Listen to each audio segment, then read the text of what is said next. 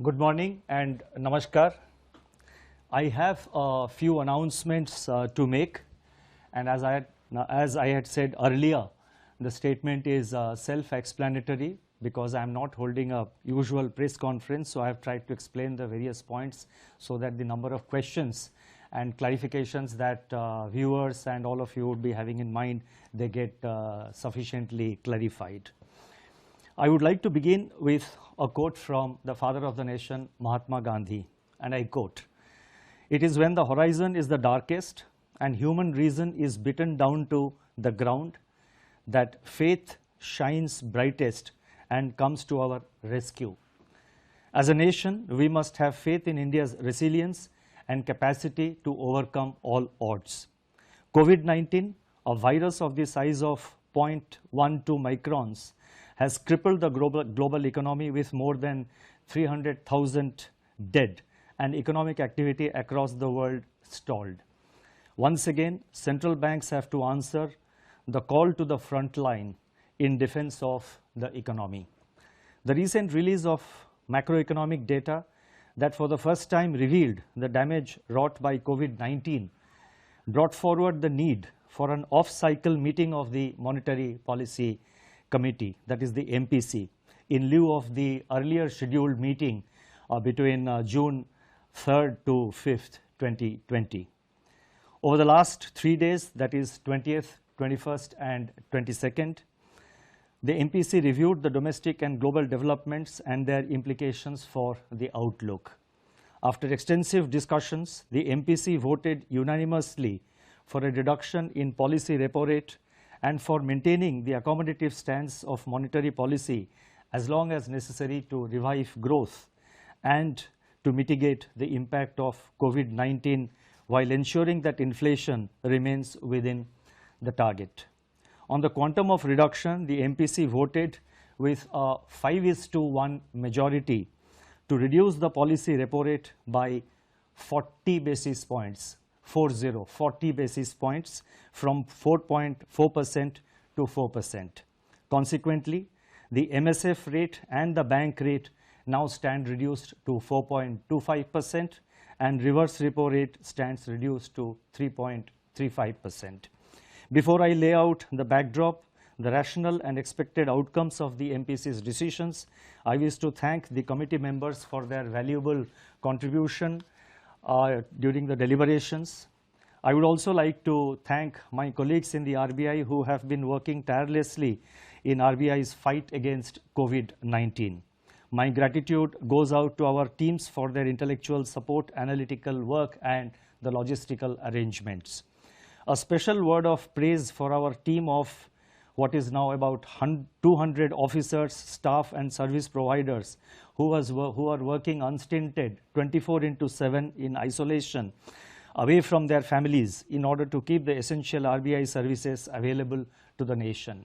Once again, I wish to express our admiration for the doctors, the healthcare and medical staff, police, law enforcement agencies, functionaries and personnel of the government, the private sector, banks and other financial institutions who have risen to the occasion day after day through the pandemic to ensure continuity in provision of all essential services. Our deepest gratitude to their families too. I would now like to provide an assessment of the current macroeconomic situation, both global and domestic. By all counts, the macroeconomic and financial conditions are austere. The global economy is inexorably headed into recession. The global manufacturing PMI contracted to an 11-year low in April 2020. The global services PMI recorded its steepest decline in the history of the index. Among advanced economies that have released GDP readings for Q1 of 2020, contractions were in the range of 3.4% to 14.2%. For emerging market economies, the growth rate ranged between 2.9% and minus 6.8%. EMEs face additional pressures in the form of capital outflows and asset price volatility from the bouts of turbulence afflicting financial markets. The plunge in crude prices has dried up budgetary revenues for oil exporters. On the other hand, oil importers have been denied terms of trade gains by the crushing blow to demand delivered by the pandemic. According to the UNCTAD, the value of global trade contracted by 3% in Q1. The volume of world trade can shrink by 13 to 32% in the current year as projected by the WTO. Global financial markets have calmed after a turbulent period in March and volatility has ebbed, but markets have generally been disconnected from the developments in the real economy. Relatively unsung, global policy response by central banks and governments has been unprecedented. Let me now turn to the domestic developments. Domestic economic activity has been impacted severely by the 2 months lockdown. The top 6 industrialized states in India that account for 60% of our industrial output are largely in the red and orange zones. High-frequency indicators point to a collapse in demand beginning in March 2020 across both urban and rural segments. Electricity and petroleum consumption, which are indicators of day-to-day demand, have plunged into steep declines. The double whammy in terms of losses of both demand and production has in turn taken its toll on fiscal revenues. Investment demand has virtually been halted by a decline of 36% in the production of capital goods in March, which was coincident with a contraction of 27% in imports of capital goods in March and 57.5% in April. This is also evident in a fall of 91% in finished steel consumption in April and 25% shrinkage in cement production during March. The biggest blow from COVID-19 has been to private consumption, which accounts for about 60% of the domestic demand. The production of consumer durables fell by 33% in March 2020, accompanied by a 16% decline in output of non-durables.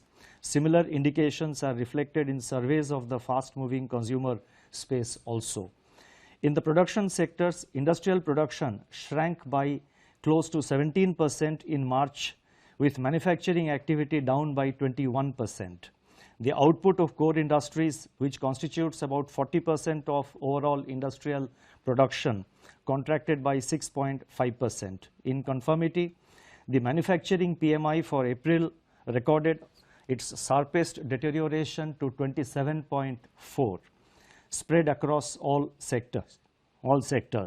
The services PMI plunged to an all-time low of 5.4% in April 2020.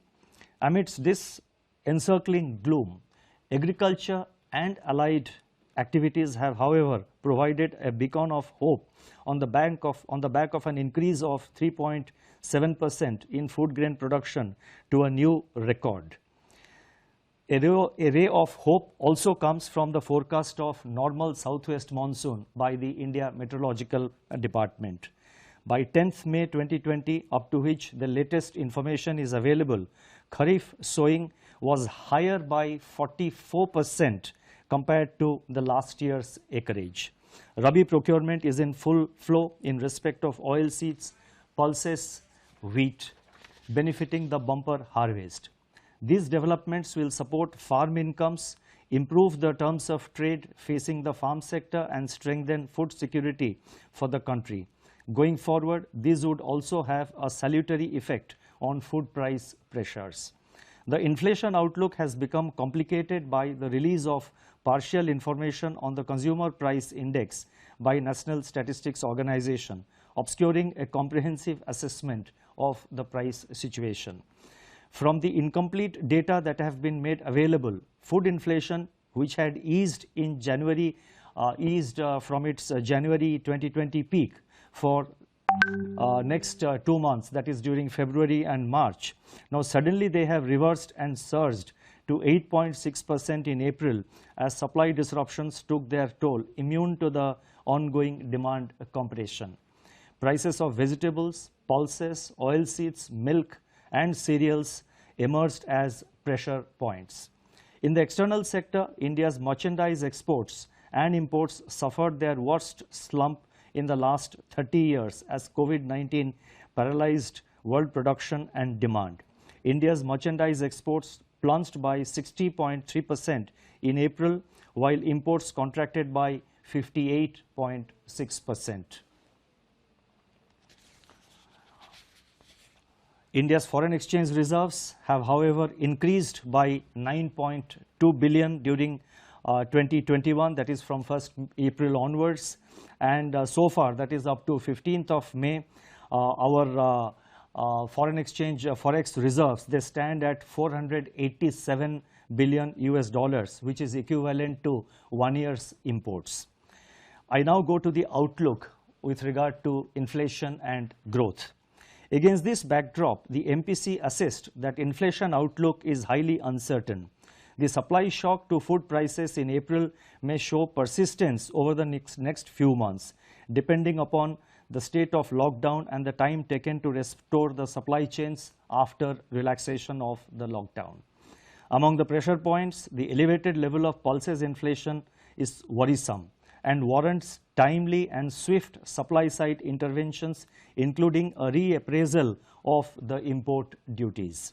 Immediate step-up of open market sales, PDS offtake by FCI to offload some part of excess stocks can also cool down cereal prices and also create room for Rabi procurement.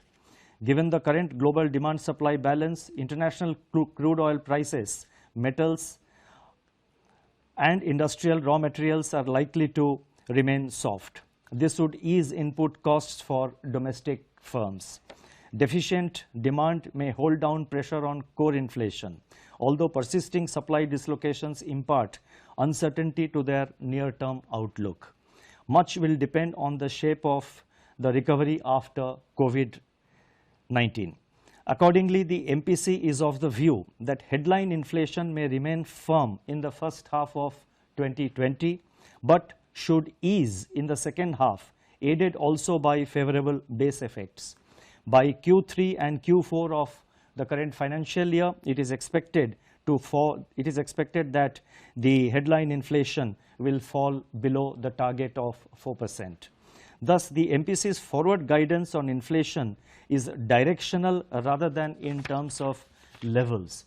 Going forward, as and when more data are available, it should be possible to estimate the path of inflation with greater certainty.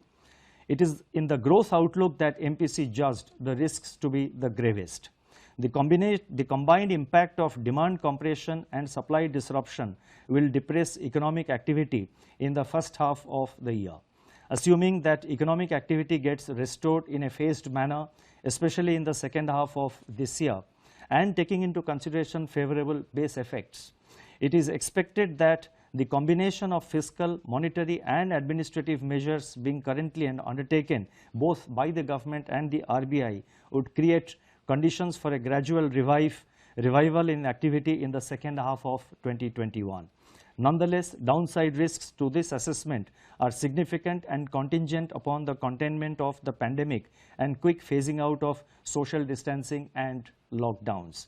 Given all these uncertainties, GDP growth in 2021 is estimated to remain in the negative territory, with some pickup in growth impulses in H2 2021 onwards. The end May 2020 release of NSO on national income should provide greater clarity, enabling more specific projections of GDP growth in terms of both magnitude and direction. Much will depend on how quickly the COVID curve flattens and begins to moderate. As the nation prepares for this future, the words of Mahatma Gandhi should inspire us to fight on. I quote, "We may stumble and fall, but shall rise again," unquote. The MPC is of the view that the macroeconomic impact of the pandemic is turning out to be more severe than initially anticipated. Beyond the destruction of economic and financial activity, livelihood and health are severely affected. Judging that the risks to growth are acute, while the risks to inflation are likely to be short-lived, the MPC believes that it is essential now to instill confidence and ease financial conditions further. This will facilitate flow of funds at affordable rates, and rekindle investment impulses. It is in this context that the MPC voted to reduce the policy repo rate by 40 basis points from 4.4 to 4%. If the inflation trajectory evolves as expected, more space will open up to address the risks to growth. Now, I now turn to some regulatory and development policy announcements.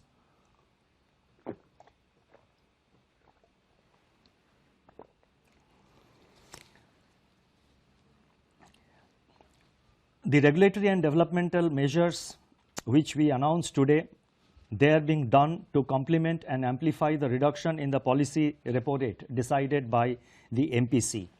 As I have said earlier, the RBI has been constantly monitoring the situation. We are extremely careful and very, at the level of vigilance is at its highest, is at its peak in RBI.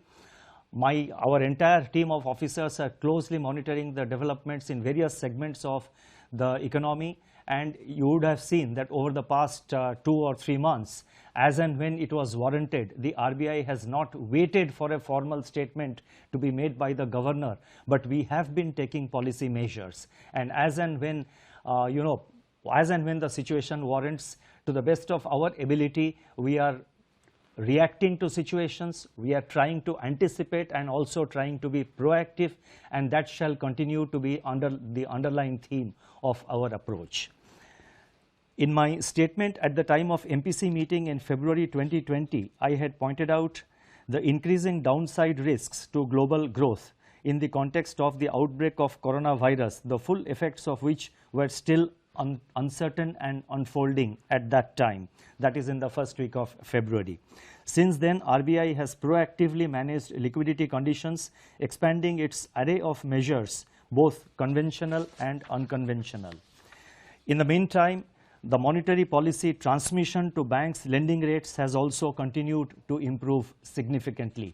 I have some details about the transmission of policy rates in the various segments of the financial markets. I have also data about the transmission of the policy rate to the new fresh loans being sanctioned by the banks. I am not reading them out. They are contained in my statement. Those who are interested may please have a look at the statement, which will be uploaded immediately after this statement on the television and in the YouTube is over. The decision of the MPC to reduce the policy repo rate and maintain the accommodative stance of monetary policy provides the opportunity for the RBI to announce certain additional measures against the backdrop of a deteriorating outlook for economic activity. These policy actions complement and strengthen each other in intent and reach. The measures being announced today can broadly be delineated under 4 categories. 1. Measures to improve the functioning of markets and market participants. 2. Measures to support exports and imports. 3. Efforts to further ease financial stress caused by COVID-19 disruptions by providing relief on debt servicing and improving access to working capital. And 4. Steps to ease financial constraints faced by the state governments. I first take up measures to improve the functioning of markets. The RBI had earlier announced a special refinance facility of 15,000 crore to SIDBI at RBI's policy repo rate for a period of 90 days for the lending and refinancing operations of the SIDBI. In order to provide greater flexibility to SIDBI, it has been decided to roll over the facility at the end of the 90th day for another 90 days. The next point relates to investments by the foreign portfolio investors, that is FPIs, under the voluntary retention route of the RBI.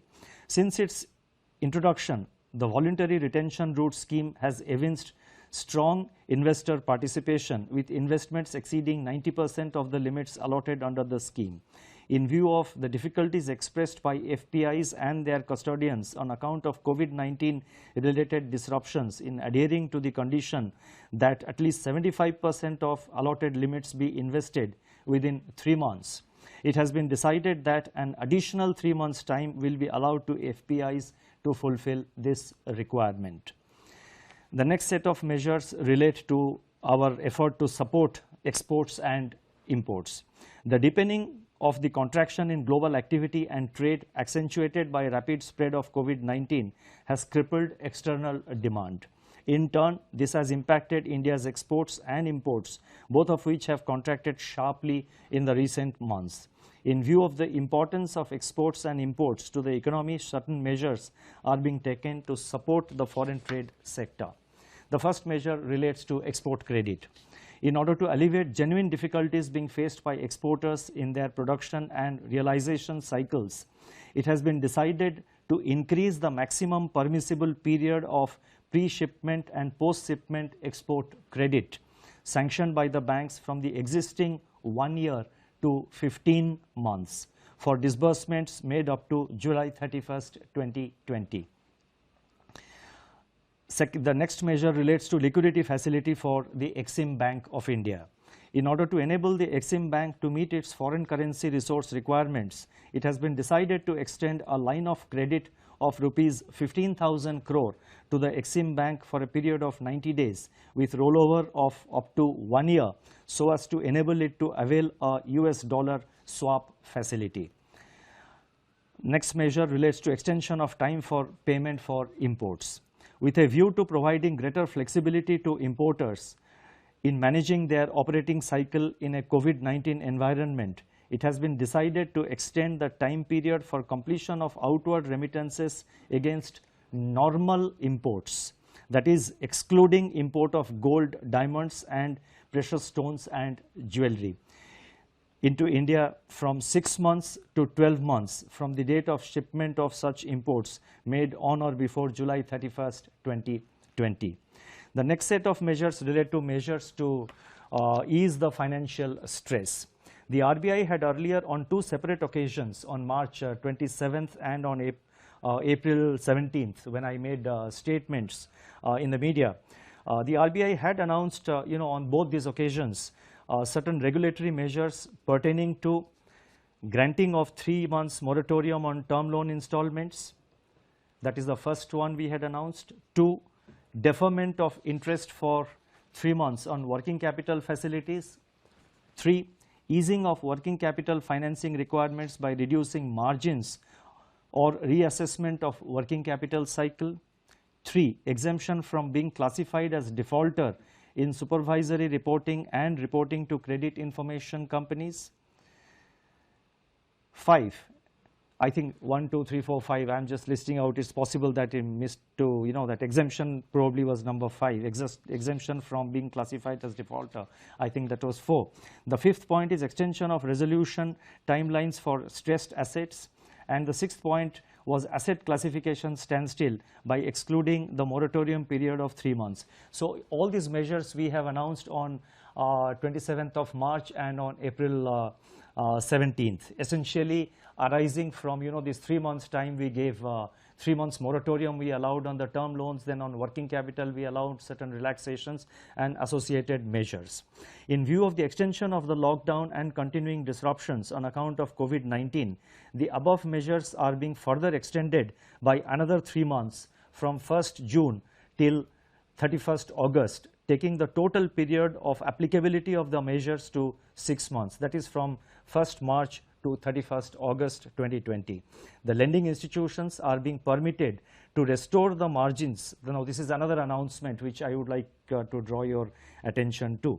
The lending institutions are being permitted, not only with regard to working capital, we are extending the time limit by another 3 months, but the lending institutions are being permitted to restore the margins for working capital to their original levels by 31st March 2020. This is one area where we had given 3 months time. Now we are now giving time that the